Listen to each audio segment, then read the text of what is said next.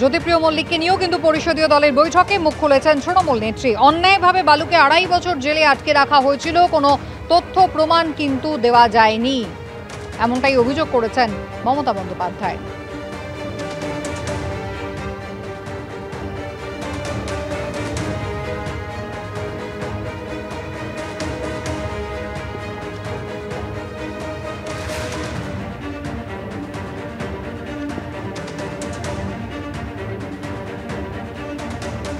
তৃণমূল কংগ্রেসের পরিষদীয় দলের বৈঠক হলো বিধানসভায় এবং সেখানে কি কি বিষয় আলোচনা হলো একাধিক প্রসঙ্গে আজকে উল্লেখ করেছেন মুখ্যমন্ত্রী মমতা বন্দ্যোপাধ্যায়। আশাবুল হোসেন রয়েছেন আমাদের সঙ্গে।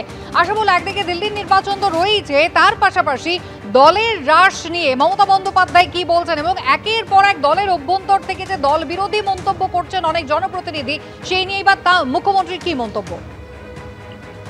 দেখো, দলের রাজ যে তার হাতে, তিনি আজকে সেটাও ফের আর একবার স্পষ্ট করে দিয়েছেন। কারণ বিভিন্ন স্তরে তৃণমূলের যে শাখা সংগঠন থেকে ব্লক, বুথ স্তর, সমস্ত ক্ষেত্রে একটা রদবদল হবে, সেই বার্তা দিয়ে আজকে মমতা বন্দ্যোপাধ্যায় সমস্ত বিধায়ককে নির্দেশ দিয়েছেন আগামী 25 তারিখের মধ্যে 3টে করে নাম প্রস্তাব করতে, এবং সেই প্রস্তাবিত নাম অরূপ বিশ্বাসের কাছে পাঠাতে হবে। তারপর সেই নামগুলো তিনি নিয়ে সেখান থেকে চূড়ান্ত কমিটি তিনি তৈরি করে দেবেন। তুমি জানো যে এর আগে অভিষেক বন্দ্যোপাধ্যায় তিনি জানিয়েছিলেন যে তিনি মমতা বন্দ্যোপাধ্যায়ের কাছে ইতিমধ্যে একটি কমিটি সমস্ত তথ্য জমা দিয়েছেন। কিন্তু আজকে যে কমিটির জন্য নতুন করে নাম জমা দেওয়ার কথা মমতা বন্দ্যোপাধ্যায় বিধায়কদের জানালেন, তা থেকে একটা বিষয় স্পষ্ট হচ্ছে যে অভিষেক বন্দ্যোপাধ্যায় এর আগে যে কমিটি জমা দিয়েছেন বা আইপ্যাক বিভিন্ন ক্ষেত্রে সমীক্ষা করে যে রিপোর্ট দিয়েছে, সেগুলোকে যে তিনি পুরোপুরি মানছেন না, সেটাকে নতুন করে ভাবনা চিন্তা করে তিনি যে রদবদল করবেন, এইটার মধ্য দিয়ে এই বার্তাটা স্পষ্ট হচ্ছে বলেই মনে করা হচ্ছে। এবং দ্বিতীয়ত, এই যে বিভিন্ন সময় তৃণমূলের বিভিন্ন বিধায়করা, বিভিন্ন নেতারা যে প্রকাশ্যে যে নানা মন্তব্য করছেন, তাতে যে দলের ভাবমূর্তির ক্ষতি হচ্ছে, আজকে সে ব্যাপারে সবাইকে ফের সতর্ক করে দিয়েছেন মমতা বন্দ্যোপাধ্যায়।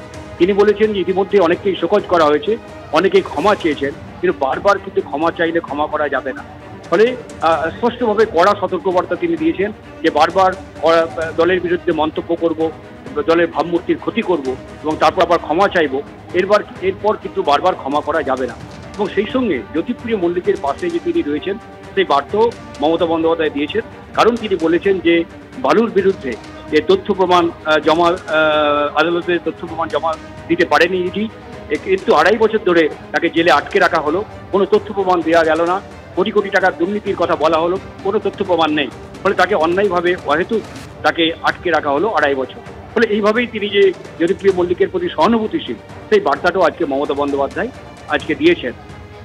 পাশাপাশি যে 2026-এর নির্বাচনে 2/3 সংখ্যাগরিষ্ঠতা নিয়ে তারা ফের ক্ষমতায় আসবেন, এই আত্মবিশ্বাস আজকে বৈঠকে প্রকাশ করেছেন মমতা বন্দ্যোপাধ্যায়। এবং সমস্ত এমএলএদের একসঙ্গে দল মানে ঐক্যবদ্ধভাবে এখন থেকেই নির্বাচনের কাজে তিনি ঝাঁপিয়ে পড়তে বলেছেন এবং কোনো রকম গোষ্ঠীদ্বন্দ্বের যে তিনি বরদাস্ত করবেন না, সেই বার্তাটাও আজকে দিয়েছেন যে নতুন করে। ধন্যবাদ।